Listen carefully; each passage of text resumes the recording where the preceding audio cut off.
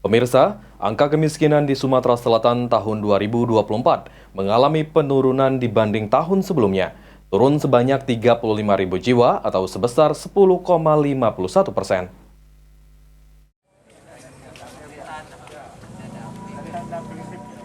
Berdasarkan data yang dihimpun pihak BPS Sumatera Selatan pada tahun 2024 lalu, angka kemiskinan di Sumatera Selatan terpantau mengalami penurunan. Kepala Badan Pusat Statistik Provinsi Sumatera Selatan, Wahyu Yulianto, berdasarkan pada data, terjadi penurunan angka kemiskinan di Sumatera Selatan selama bulan Maret hingga September 2024.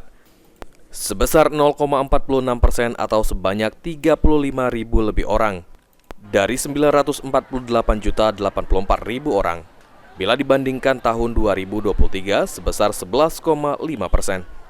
Kemampuan untuk mengkonsumsi kebutuhan dasarnya serta pengeluarannya sudah di atas garis kemiskinan merupakan salah satu faktor yang dapat menurunkan angka kemiskinan di Sumatera Selatan. Periode September 2024 ini terjadi penurunan yang kurang lebih 0,46%. Secara absolut penduduknya itu mampu kita entaskan sebanyak 35.000 ya, dibandingkan dengan kondisi Maret 2024. Tadi kami juga sudah menelaah data-datanya, bahkan dibandingkan, ini kan 2024 ya, dibandingkan dengan 2023 yang sebelumnya 11,5, artinya apa?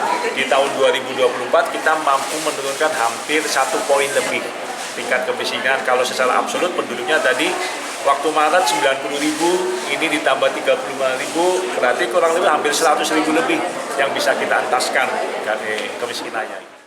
Lutfi, PAL TV.